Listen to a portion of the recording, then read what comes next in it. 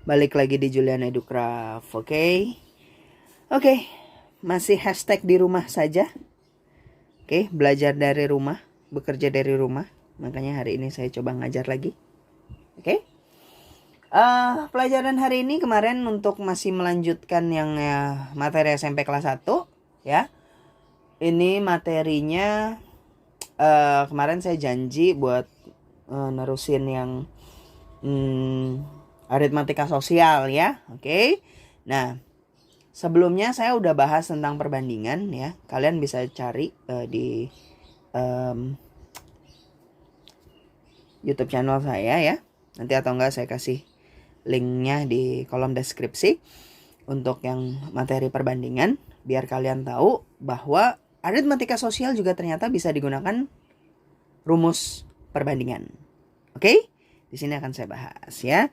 Kita akan belajar tentang aritmatika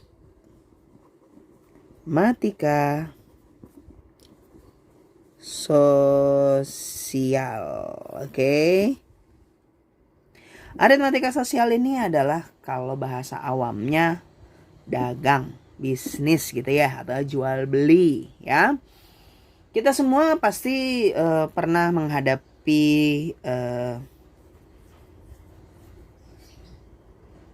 jual beli kehidupan sehari-hari gitu ya. Nah, pada khususnya aritmatika sosial di matematika ini kita akan bahas yang berbau dengan jual beli ya. Biasanya di aritmatika sosial yang dibahas itu cuman harga beli atau nanti saya singkatnya HB gitu ya. Ada harga jual, saya singkatnya HJ. Nah, kalau harga beli otomatis cuma satu. Kalau harga jual dia bisa dua kemungkinan gitu ya. Dua kemungkinannya apa? Ada yang namanya untung, ada yang namanya rugi ya. Untung ini simbolnya saya biasanya U, ini rugi R gitu ya. Nah, ketika harga jual bergantung sama kedua ini nih ya. Kalau dia untung, maka nanti harganya menjadi harga beli ditambah untung. Gitu ya, harga jualnya ya. Kalau dia rugi, saya kasih tanda panah aja deh ya. Maka harga jualnya menjadi harga beli dikurang ruginya. Gitu ya. Dan seluruhnya ini pada aritmatika sosial patokannya adalah sebagai penjual. Oke, patokan pemikirannya penjual. Jadi kita sebagai penjualnya gitu ya. Buat mengoperasikan segala macam bentuk rumusnya harus berdasarkan penjual. Oke. Nah, yang patut lagi diingat dari aritmatika sosial, ini singkatnya nih. Saya bingung makanya kenapa banyak guru yang tidak mau mengajarkan ini secara singkat. Akhirnya anak-anak tuh nggak takut sama matematika ya. Jujur aja nih, curhat sedikit. Biasanya matematika itu adalah pelajaran yang paling dianggap susah gitu ya. Padahal mah enggak. Ya padahal tuh simple banget. Ya kayak tadi kayak yang sebelumnya aja. Saya ngebahas perbandingan senilai dan berbalik nilai. Dasarnya cuma 2, itu aja udah. Yang lain hanya pengembangannya saja. Nah, pengembangannya itu tetap karena dia punya dasarnya si senilai dan berbalik nilai, apapun akan dikembalikan ke situ, gitu ya. Makanya dulu juga saya ada beberapa guru yang cara mengajarnya tuh kayak saya gitu. Terkesan cepet, tapi maksudnya yang dipelajari intinya aja gitu. Bukan buang-buang waktu gitu ya. Oke, kita coba balik lagi ya. Apa sih yang inti dari aritmatika sosial ya? Nah, cuman begini aja. Kalau saya ngajarnya gini. Kalau harga beli, ya ini patokannya nih. Ya, harga beli itu ceritanya penjual yang mau jual lagi gitu loh. Ya, pasti dong penjual kan kalau misalnya mau ngejual sesuatu tuh dia harus bikin dulu kan. Nah bikinnya itu kan perlu modal kan istilahnya ya. Nah harga belinya itu dianggap modal lah sama si sama si penjualnya gitu ya. Nah harga beli saya suka bilangnya gini, persentase harga belinya itu harus selalu, ingat nih, selalu 100%. Mau bagaimana kek ya. Pokoknya intinya persen HB selalu 100%. Persen harga beli selalu 100%. Ya. Gimana kalau dengan persen harga jual? Nah, tadi harga jual kan bergantungnya sama untung atau rugi ya. Kalau untung ya kita dapat uang lebih, kalau rugi ya maka uang kita berkurang dari modal kita ya. Nah, maka kalau persentase harga jual juga begitu, ya. Maka persentase harga jual tergantung nih. Kalau dia untung berarti 100% ditambah persen untungnya berapa. Gitu ya. Kalau dia rugi berarti 100% dikurang persen ruginya berapa. Nah, ya. Terus kadang suka ada soal tentang diskon kan ya. Nah, ingat nih. Diskon itu adalah rugi. Loh, kok rugi? Iya, balik lagi nih ke sini. Ya, patokannya kan kita penjual. Ya. Oke, diskon itu dianggapnya rugi. Kenapa rugi? Ya iyalah, kan penjualnya, sisi penjualnya bukan sisi pembelinya. Kalau kita pembelinya diskon mah untung ya. Karena kan kita bisa beli lebih murah dari itu ya. Tapi penjualnya malah rugi. Nah, untuk pemikiran si untung ruginya ini, harga beli harga jualnya ini selalu dari patokan penjual. Wow, oke ya. Biar nggak lama-lama lagi ya. Saya masih teruskan nih yang kemarin ya. Catatan saya belum saya buang nih ya. Nomor 5 yang kemarin nih. Oke. Nah, soal ini cukup bervariasi ya. Oke. Nomor 6 nih tentang pernyataan yang benar ya. Ah, ini teorinya nih ya. Untung. Untung itu dapatnya dari mana? Tadi ya. Untung dapatnya berarti dari harga jual dikurang harga beli. Kalau rugi?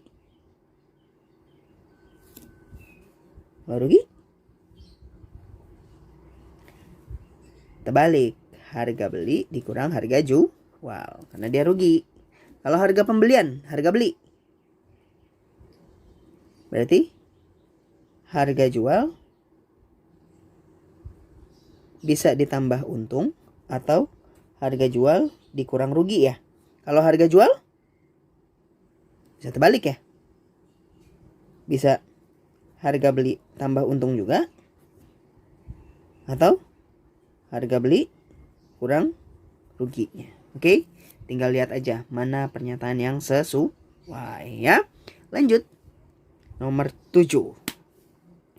Harga beli sebuah sepeda 4.500.000. Wih, mahal banget ya. Tapi lagi ngetren kok ya. Sepeda mahal gitu ya. Terus diperbaiki nih. Jadi dibelinya dalam keadaan rusak nih ya kan. Modal suka gitu ya. Kalau tukang bengkel tuh belinya yang jelek-jelek. Terus dia perbaiki, dijual lagi ya. HP aja ada yang kayak gitu ya. HP rekondisi namanya ya. Bukan HP second ya. Kalau HP second orang udah pakai, dijual langsung dijual lagi. Kalau HP rekondisi, HP orang yang udah bekas diperbarui lagi. Terus dijual. Oke, itu rekondisi. Nah, kita lihat gimana cara mereka menghitungnya ya. Oke. Nah, harga beli sepedanya 4.500.000. Diperbaikinya 500.000. Berarti modalnya bertambah ya. Oke. Maka harga belinya sekarang menjadi berapa? 4.500.000 tambah 500.000 ya. Jadi 5 juta ya. Betul? Oke. Nah, dijual. Harga jualnya berapa? 5.300.000. Dia tanya, berapa sih persen untungnya? Gitu ya. Kalau persen untung, tetap pakai rumus apa? Ditanya per diketahui kali data. Boleh nih. Ditanya per diketahui kali data. Yang ditanya apa? Untungnya kan? Nah, dapat untung gimana tadi? Harga jual dikurang harga beli. Harga jualnya 53, belinya 500.000. Berarti untungnya 300.000. Betul ya? Per yang diketahui apa? Nah, ingat. Oke. Patokannya tadi penjual dan semua patokan perhitungan harus dari harga beli. Harga belinya berapa? 5 juta kan ya? Dikali, karena dia tanyanya persentase berarti 100%. Coret tuh. Tuh 2, 3, 4, 5. Tuh 2, 3, 4, 5. 100 sama 50 bisa ya. Ini jadi 1, ini 2. Berarti berapa untungnya? Gitu. Gampang kan? Ya, pakai rumus aja ditanya per diketahui kali data. Soal bentuk lain. Nah, ini nih ya. 30 mainan dia jual dengan harga 432.000. Terus dia dapat untungnya 90.000.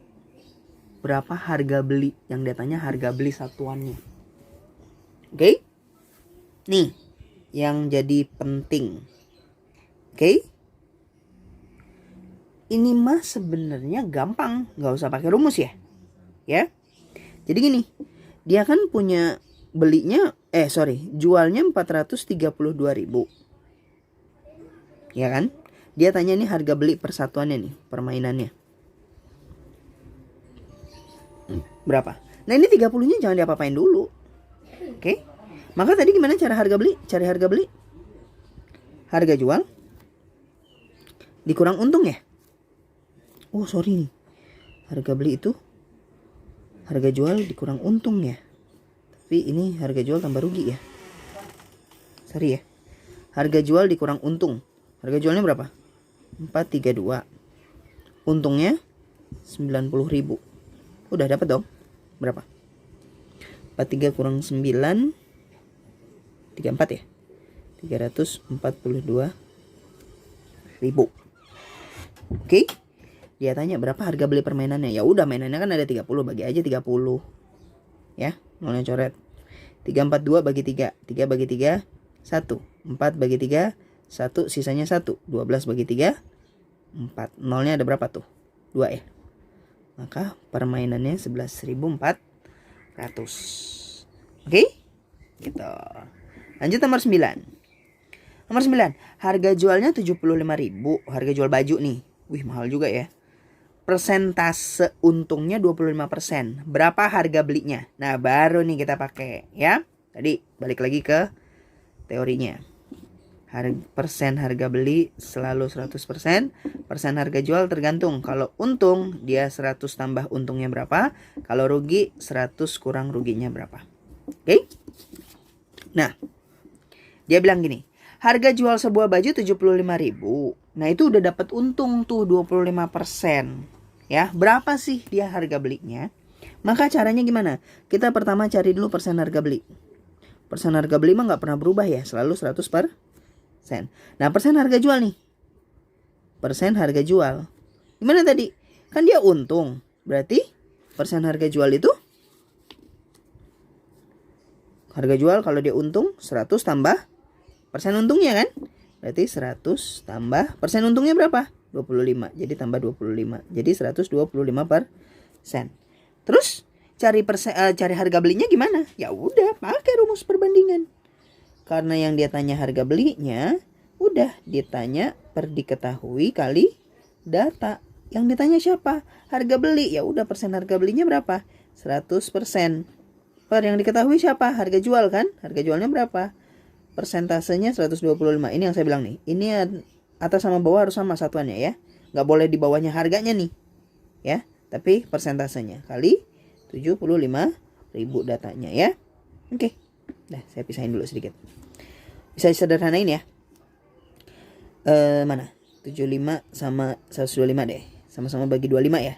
Ini 5, ini 3 ya. Terus 100 sama 5, ini 1, ini 20 ya. 20 kali 3 jadinya. 20 kali 3.000. Jadi jawabannya 60.000 ya. Gampang kan? Ya. Gitu ya. Jadi harga jualnya 75.000, persen untungnya 25%. Berapa sih harga belinya?